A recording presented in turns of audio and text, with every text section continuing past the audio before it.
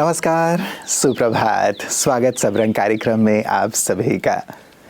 मित्रों, आज सुबह सुबह एक दोहा पढ़कर मन उस पर विचार करने को विवश हो गया और वो दोहा ये था कि निर्धन गिरे पहाड़ से कोई ना पूछे हाल, धनी को कांटा लगे पूछें लोग हजार। ये पढ़ कर के ये मन में नहीं आया कि लोग ऐसा क्यों करते हैं, लेकिन ये विचार आया कि कहीं ऐसा ही मैं तो नहीं करता, ऐसे ही मनोभाव कहीं मेरे अंदर भी तो उत्पन्न नहीं होते हैं। निर्धन को देखकर या धनवान को देखकर, लोगों को देखकर अलग अलग प्रकार के मन में भाव उत्पन्न होना ये ठीक नहीं, क्योंकि सभी ईश्वर की संतान हैं और मेरा बर्ताव, मेरा व्यवहार सभी के साथ एक समान हो। जैसे कि दीपक चाहे अमीर के महल में जलता हो या गरीब की झोपड़ी में, लेकिन हर जगह प्रकाश एक जैसा ही फैलाता है, वैसे ही हर एक व्यक्ति के साथ मेरा भी व्यवहार हो। आइए इसी सुंदर प्रेरक सी बात आप तक पहुंचाते हुए सबरंग कार्यक्रम की शुरुआत करते हैं आज के सुवाक्य से। उपदेश वाणी से नहीं बल्कि आचरण से प्रस्तुत किया जाता है। दुनिया में कई बातें बोलकर नहीं बल्कि करके दिखाना पड़ता है। ऐसे तो सलाह देने वाले इस समय कई हैं, मगर कितनों ने अपनी ही बातों को स्वयं अमल में लाया है। वैसे भी लोग बातों से ज्यादा प्रमाणों पर यकीन करते हैं। अगर हमारी कथनी और करनी दोनों एक है, तो हमारी वाणी के शब्दों की ताकत उभर आती है, जो दूसरों को मार्ग बताने में पूर्णतः सहयोग करती है। तो अपने हर एक बोल को पहले स्वयं प्रयोग करें, तत्पश्चात ही दूसरों को उपदेश दें, वरना उदाहरण बनने के बजाय हम साधारण ही रह जाएंगे। मित्रों, कहते हैं जो हृदय से दिया जा सकता है वो हाथों से नहीं, और जो मौन रहकर दिया जा सकता है वो शब्दों से नहीं। बहुत ही गहन वाक्य है मित्रों, इस पर विचार ज़रूर कीजिएगा। हम हाथों से ना भी दें, लेकिन हृदय से सबके लिए दुआएं ज़रूर दे सकते हैं। यदि हमारे हृदय में सबके लिए शुभ भावना है, शुभकामना है, दुआएं हैं, तो ये दुआएं ही पर्याप्त हैं सभी के लिए, उनके जीवन के विघ्नों को नष्ट करने के लिए, उन्हें जीवन में आगे से आगे बढ़ाने के लिए। और इसी प्रकार ज़रूरी नहीं कि हर बार हम शब्दों के माध्यम से ही दूसरों के भले की बात कहें या शब्दों के माध्यम से ही हम कुछ कहें। मौन रहकर भी हम बहुत कुछ कह सकते हैं। मौन रह कर के भी जो प्रार्थना की जाती है, मौन रह के भी जो दिल में अच्छी भावनाएं उत्पन्न की जाती है दूसरों के लिए, वो भी दूसरों के जीवन में बहुत कारगर साबित होते हैं। तो आए मित्रों, अच्छे शब्द तो बोले ही, लेकिन मौन रहते हुए भी सबके कल्याण की भावना अपने अंतर्मन में रखें, और साथ ही हाथों से अच्छे कर्म तो करें ही, सहयोग दें ही, लेकिन साथ साथ हृदय में भी सबके लिए अनंत दुआएं और शुभकामनाएं रखें। आइए इसी सुंदर धारणा को अपने जीवन में लाने के संकल्प के साथ चलते हैं अगले सेगमेंट की ओर। ओम शांति फ्रेंड्स। दोस्तों, जो हमारा सेंट्रल नर्वस सिस्टम है, जो हमारा ब्रेन जिसे हम कहते हैं या नर्वस सिस्टम कहते हैं, और हमारा जो मांसपेशियों का सिस्टम, बोन्स, मसल्स और जॉइंट्स का सिस्टम है, इसको मस्कुलोस्केलेटल सिस्टम कहते हैं, इसका आपस में बहुत गहरा कनेक्शन है। आत्मा ब्रेन के द्वारा, मतलब हमारा जो नर्वस सिस्टम के द्वारा हमारी 8 शक्तियों से पूरे बॉडी के जो मसल्स हैं, जॉइंट्स और बोन्स को रेगुलेट करती है। तो ये बहुत ही सूक्ष्म कनेक्शन है। पहली 4 शक्तियाँ हैं जो आत्मा के पास। सत्य को परखने की शक्ति, that is discrimination between right and wrong, जिसे हम विजडम भी कहते हैं, विवेक भी कहते हैं। तो ये पहली शक्ति है जो कि हमारा हायर ब्रेन हमारा डिसाइड करता है। उसमें IQ, EQ, SQ और HQ, थर्ड आई विजडम भी कहते हैं, वो काम करती है। सही निर्णय करने की शक्ति के आधार पर हम आगे डिसीजन लेते हैं कि भाई हम डिसीजन लेकर के उसको कार्य को करने की हमें शक्ति आती है। और तीसरा है विस्तार को समझने की शक्ति, कि हम विस्तार से दे और दे की दुनिया के विस्तार से अपने मन बुद्धि को समेट करके और फिर हमने सार में एक जगह टिक जाते हैं, एकाग्रता जिसे कहते हैं ना, वो शक्ति एक हमारी काम करती है। और फिर है लास्ट में पावर टू पिकअप, समेटने की शक्ति। ये 4 शक्तियाँ जो है सेंट्रल नर्वस सिस्टम के होती हुई, दोनों ब्रेन प्लस पीछे लोअर ब्रेन के पीछे से होते हुए पूरी बॉडी की सेल्स में जाती हैं। तो दोस्तों, ये जो शक्तियाँ हैं, 4 शक्तियाँ, ये बहुत ही इंपॉर्टेंट है। 5 कर्मेंद्रियाँ प्लस हायर ब्रेन पूरा का पूरा है, उसमें सत्य को परखता है, राइट रॉन्ग को परखता है। अंदर जो पावर है IQ, EQ, SQ और HQ, वो उसमें मदद करती है एक्यूरेट डिसीजन परखने में। तो दोस्तों हमें ध्यान रखना है, अगर हमारी पांचों कर्मेंद्रियां, इनमें मसल्स हैं, जॉइंट्स हैं, इन जो पांचों कर्मेंद्रियां हैं, इसको प्रॉपर्ली रेगुलेट करना, सत्य को परखना, विजडम, उसका कनेक्शन, इनमें जो मसल्स हैं, जॉइंट्स हैं, उसको एक्यूरेट कर पाना, वो पहली शक्ति एक्यूरेट काम करने के लिए हमें चाहिए।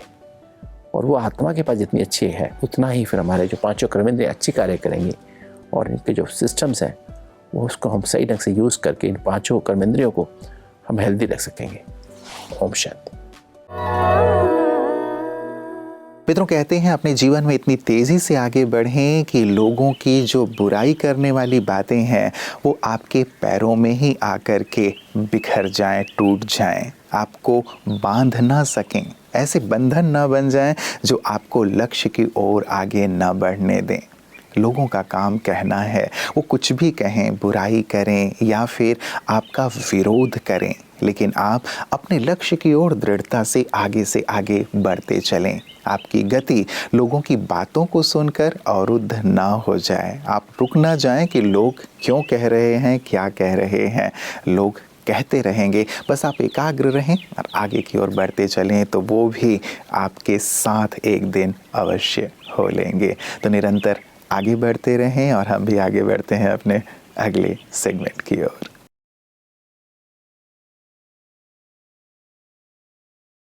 द लाइट सिर्फ एक फिल्म नहीं, यह एक आध्यात्मिक अनुभव है जो आपको आत्म अन्वेषण की ओर ले जाता है। प्रजापिता ब्रह्मा कुमारीज ईश्वरीय विश्वविद्यालय के संस्थापक के जीवन पर आधारित द लाइट आपको परम प्रकाश से जोड़ेगी और आने वाली स्वर्णिम युग की दुनिया की तस्वीर दिखाएगी। इस फिल्म को गोवा के 54वें इंटरनेशनल फिल्म फेस्टिवल में भी चयन किया गया था। दरअसल पूरे ही भारत भर में यह फिल्म दर्शकों को दिखाया जा रहा है, जिसके रिव्यूज की श्रृंखला आपको दिखाई जा रही है। नमस्ते, आई एम श्वेता भद्राजा और मैं Mahadev hospital college of nursing की क्लिनिकल इंस्ट्रक्टर के पोस्ट पर काम कर रही हूँ। I am Mamta Narang, I am Mahadev college hospital nursing from Bilaspur. This movie is very wonderful and excellent movie. यहाँ पर बहुत अच्छी ज्ञान की बातें बताई गई हैं, जिसमें हमको ये पता चला कि बाबा ने ऐसा कहा है कि ये पूरा संसार, ये पूरी वर्ल्ड ही एक फैमिली की तरह रहती है और हम सबको पीसफुली एक साथ रहना चाहिए। और इस मूवी में वुमेन एम्पावरमेंट के बारे में भी बताया है कि पहले के ज़माने में कुछ रूढ़िवादी जो पर्सनस होते थे, उनकी वजह से जो वुमेन्स थी उनका जो लेवल था बहुत नीचे रखा गया था, कि उनको बहुत रूल रेगुलेशन के साथ रहना पड़ता था, घर के अंदर ही बंद करके रखते थे। बट जैसे जैसे वो बाबा के साथ जुड़े, भगवान के साथ जुड़े, अपनी आत्मा को पहचाना, तो उन्होंने क्या किया, उस जो रूढ़िवादी लोगों की सोच थी उसके खिलाफ उन्होंने गए और बहुत अच्छे से उन्होंने भगवान के साथ जुड़ने का प्रयास किया। जैसे लोगों का पहले सोच था कि वुमेन सिर्फ क्या करे, घर में रहे, खाना बनाए, लेकिन इस मूवी से हम लोग सीखते हैं कि वुमेन्स आगे चल के क्या कर सकती, राष्ट्र कैसे बना सकती है, लोगों को अवेयरनेस कैसे प्रदान कर सकती है। मित्रों, कहते हैं वक्त पर अपनी गलती को ना मानना बहुत बड़ी गलती है और वक्त पर अपनी गलती को मान लेना बहुत बड़ी समझदारी है। इस समझदारी का परिचय हमें अवश्य देना चाहिए, क्योंकि गलती को यदि हम नहीं मानते तो गलतियां बढ़ती ही चली जाती हैं और भी ज़्यादा हम उससे घिरते चले जाते हैं। और जब उसे स्वीकार कर लेते हैं तो बहुत सहजता से उससे मुक्त होने लगते हैं। लोगों की जो दुआएं हैं वो भी हमें प्राप्त होती हैं और वो मदद करती हैं उस गलती से बाहर निकलने में।